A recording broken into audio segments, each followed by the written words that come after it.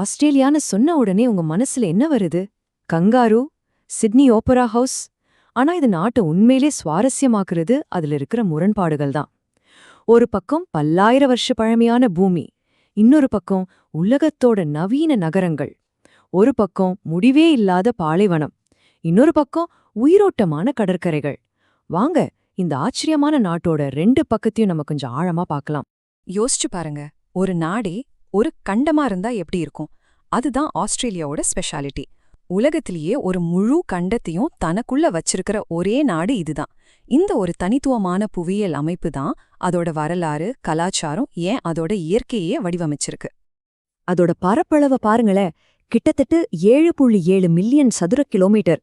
நம்பவே முடியலல்ல, நம்ம இந்தியாவோட 2 மடங்குக்கும் மேல பெருசு.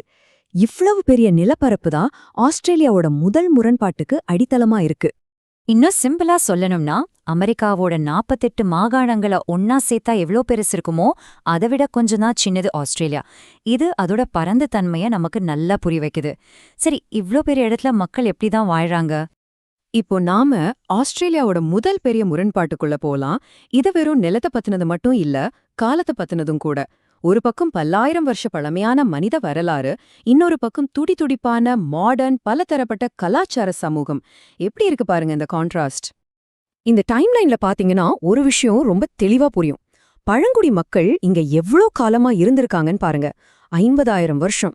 அதோட ஒப்பிடும்போது பிரிட்டிஷ்காரங்க வந்ததும் இப்போ இருக்கிற ஆஸ்திரேலியா உருவானதும் நேத்து நடந்த மாதிரி தான். ஒரு முக்கியமான விஷயத்த இந்த கோட் சொல்லுது. என்னதான் இது ரொம்ப பழமையான நிலமா இருந்தாலும், இப்போ இருக்கிற ஆஸ்திரேலியா முழுக்க முழுக்க குடியேறிகளால உருவான ஒரு நாடு. அதாவது அங்க இருக்கிற 4 பேர்ல ஒருத்தர் வேற நாட்டுல பிறந்தவங்கன்னா பாத்துக்கோங்களேன். இதுவே அதோட பன்முகத்தன்மைக்கு ஒரு பெரிய சாட்சி. இங்க பாருங்க, இந்த சார்ட் விஷயத்தை இன்னும் தெளிவாக்குது. இங்கிலீஷ், ஆஸ்திரேலியன்னு சொல்றவங்க அதிகமா இருந்தாலும் ஐரிஷ், ஸ்காட்டிஷ், சைனீஸ்னு பல நாட்டு வம்சாவளியை சேர்ந்தவங்களும் இங்க கணிசமா இருக்காங்க. இதுவே காட்டுது அவங்க தங்களோட காலனித்துவ கடந்த காலத்திலிருந்து எவ்ளோ தூரம் மாறி ஒரு குளோபல் சொசைட்டியா ஆகிருக்காங்கன்னு. சரி, அடுத்த ஆச்சரியமான முரண்பாட்டுக்கு போவோமா? அதுதான் ஆஸ்திரேலியாவோட பரந்த நிலப்பரப்புக்கும் மக்கள் வாழ்ற இடத்துக்கும் இருக்கிற பெரிய வித்தியாசம். கேட்கவே ஷாக்கிங்கா இருக்குல்ல. ஆஸ்திரேலியாவோட 3ல் 1 பங்கு பாலைவனம். நாம அவுட் பேக்குன்னு கேள்விப்படுறோமே, அந்த ஃபேமஸான வறண்ட வாழ்றதுக்கு ரொம்பவே கஷ்டமான இடம் இதுதான். ஆனா இங்கதான் ஒரு ட்விஸ்ட். ஒரு பக்கம் அப்படி ஒரு பாலைவனம், இன்னொரு பக்கம் கடற்கரையோரமா இப்படி ஜொலிக்கிற நகரங்கள். ஆஸ்திரேலியாவுல 86% மேலான மக்கள் இந்த மாதிரி நகரங்கள்ல தான் வாழ்றாங்க. நம்ப முடியுதா? இந்த ரெண்டுக்கும் உள்ள வித்தியாசத்தை பாருங்களேன். தி அவுட்பேக்ல ஆளே இருக்காது, ஒரே வெயில், தண்ணி இல்ல, செடி கொடி கூட பார்க்க முடியாது.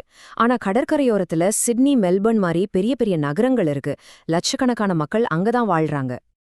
அடுத்து நாம பார்க்க போறது ஆஸ்திரேலியாவோட இயற்கைய பத்தி. அது ஒரு புதையல் பெட்டி மாதிரி. ஒரு பக்கம் கங்காரு, கோவலா மாதிரி ரொம்ப யுனிக்கான மிருகங்கள். இன்னொரு பக்கம் அதோட பொருளாதாரத்தையே தாங்கி பிடிக்கிற இயற்கை வளங்கள். ஆஸ்திரேலியானாலே நமக்கு கங்காரு, கோலா மாதிரி கியூட்டான மிருகங்கள் தான் ஞாபகம் வரும். ஆனா அதே இடத்துல தான் உலகத்திலேயே ரொம்ப விஷமான தைப்பான் பாம்பு, ஃபனல் வெப் சிலந்தி எல்லாம் இருக்கு. பாத்தீங்களா, இயற்கையிலயும் ஒரு முரண்பாடு. ஆனா ஆஸ்திரேலியாவோட இயற்கை புதையல் அதோட விலங்குகள் மட்டும் கிடையாது. அந்த நிலத்துக்கு அடியில மறைஞ்சிருக்கிற தங்கம், இரும்பு, நிலக்கரி மாதிரி புதையல்தால் தான் ஆஸ்திரேலியா பொருளாதாரத்தோட அச்சாணி. இந்த டேபிள்ல பாருங்க, விஷயம் ரொம்ப கிளியரா புரியும். அவங்களோட முக்கியமான ஏற்றுமதியே இரும்புத்தாது, நிலக்கரி, இயற்கை எரிவாயு தான். இதெல்லாம் யாருக்கு விக்கிறாங்கன்னு பார்த்தா, அதோட பதில் இந்த சார்ட்ல இருக்கு. ஆஸ்திரேலியாவோட வளங்களுக்கு ஆசிய நாடுகள், குறிப்பா சீனா எந்த அளவுக்கு முக்கியம்னு இதை காட்டுது. அவங்களோட மொத்த ஏற்றுமதியில 37% சீனாவுக்கு மட்டும்தான் போகுது. யோசிச்சு பாருங்க, இது எவ்வளோ பெரிய நம்பர்னு. இந்த பொருளாதார சார்பு அவங்களோட வெளியுறவு கொள்கையிலையும் பெரிய தாக்கத்தை ஏற்படுத்துது. சரி, இப்போ நாம கடைசி பகுதிக்கு வந்துட்டோம். ஆஸ்திரேலியாவோட அடையாளம் என்ன, அவங்க எதிர்காலம் எப்படி இருக்க போகுது, இத பத்தி நடக்கிற விவாதத்தை பத்தி பார்க்கலாம். முதல்ல ஒரு முக்கியமான விஷயத்த புரிஞ்சுக்கணும். ஆஸ்திரேலியா ஒரு காமன்வெல்த் ராஜ்யம். சிம்பிளா சொல்லணும்னா, இன்னைக்கும் டெக்னிக்கலா அவங்களோட நாட்டு தலைவர் பிரிட்டிஷ் அரசாட்சி தான். இது அவங்களோட காலனித்துவ கடந்த காலத்தோட ஒரு மிச்சம். இதுதான் இன்னைக்கு ஆஸ்திரேலியா முன்னாடி இருக்கிற முக்கியமான கேள்வி. பிரிட்டிஷ் பாரம்பரியத்தோட தொடரணுமா, இல்ல முழுசா சுதந்திரமான ஒரு குடியரசு நாடா மாறணுமா? இந்த விவாதம் ஆஸ்திரேலியால இன்னைக்கும் ரொம்ப தீவிரமா போயிட்டு இருக்கு. சோ கடைசியா இந்த கேள்வியோடு உங்களை சிந்திக்க வைக்கிறேன். ஆசியாவோட மையத்துல இருக்கிற ஒரு மேற்கத்திய நாடு, பழமையான நிலம் ஆனா நவீன மக்கள், பரந்த வெட்டவெளி ஆனா நெருக்கமான கடற்கரை நகரங்கள், இப்படி பல முரண்பாடுகளுக்கு நடுவுல ஆஸ்திரேலியா தன்னோட எதிர்காலத்தை எப்படி தீர்மானிக்க போகுது? இதுதான் இப்போதைக்கு இருக்கிற $1 மில்லியன் கேள்வி.